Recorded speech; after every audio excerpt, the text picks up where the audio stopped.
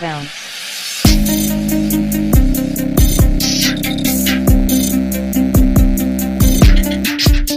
Les Reds de Liverpool, club fondé en 1892, n'a pu remporter la première ligue depuis 1990.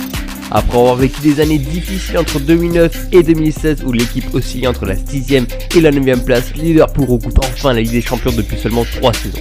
L'exubérant coach Jürgen Klopp, en place depuis 2015, a relancé la machine des Reds jusqu'à les amener en finale de la Ligue des Champions la saison passée.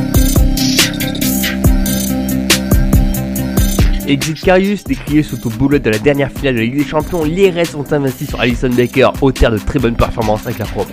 Pour supplier le trio offensif, les Reds ont fait le choix de recruter Shaqiri, le Suisse qui est capable d'actions de grande classe à faire un grand bien à Liverpool et va permettre de faire tourner l'équipe pour jouer sur tous les tableaux.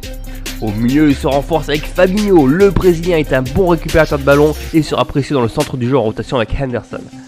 Et également avec le Guinéen Naby Keita en provenant de Leipzig et ayant un jeu box-to-box pour franchir les lignes adverses.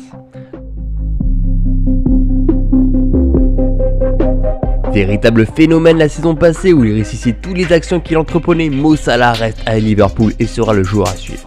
The Egyptian King va se positionner sur le côté droit de l'attaque et apprécie les courses longues pour se diriger devant le but. En plus d'être efficace devant le but, il est aussi un joueur technique qui n'hésite pas à enrhumer 2 ou 3 joueurs avant de tirer. En attaque, il pourra compter sur ses compères Firmino et Sadio Mané qui s'entendent les yeux fermés sur le terrain. Ensemble, ils forment le trio le plus prolifique en Angleterre. Sur les 84 buts de Liverpool la saison passée, le trio a été présent sur le 57. Et en défense, on retrouve Virgil van Dijk qui avec son gabarit est très bon de la tête et fait rapidement le pressing. Il sera associé à Dejan Lovren qui progresse de plus en plus à ce poste et qui fait preuve de combativité en défense. Sans oublier le nouveau gardien Alisson Becker, le capitaine Henderson, impeccable milieu récupérateur ou l'expérimenté James Miller.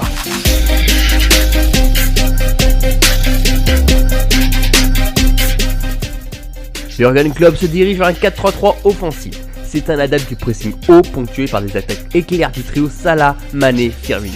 De ce fait, c'est une équipe particulièrement dangereuse en contre et qui est capable de coller 4 buts par match face aux grandes écuries européennes. Avec l'aide du milieu de terrain à 3 joueurs, Milner, Henderson et Keita, qui disposent d'un profil similaire et qui assurent un pressing constant sur le porteur du ballon. L'an dernier, Liverpool a été une véritable révélation sur le plan européen, mais cette année, ils devront faire attention puisque les coachs s'attendent à affronter une grande équipe et auront peut-être une stratégie contre ça.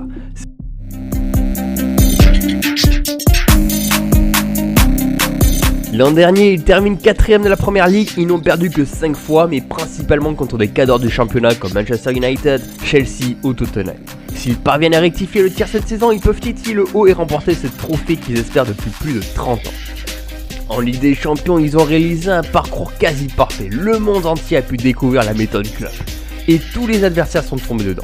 Le véritable exemple est le quart de finale face à Manchester City où le jeu tactique en contre imposé par Klopp a rendu fou les lignes Citizens. Cette année en Ligue des Champions, ils se retrouvent dans le groupe de Naples, Paris et Pilsen. Fort de l'expérience de l'année dernière, ils devraient sortir des groupes. Et pourquoi pas embêter Paris à Anfield. Et vous, que pensez-vous de l'effectif de Liverpool cette saison? Est-ce qu'ils vont tout casser? À quelle place vont-ils terminer en première ligue? Balancez-moi des putains de commentaires et on en discute.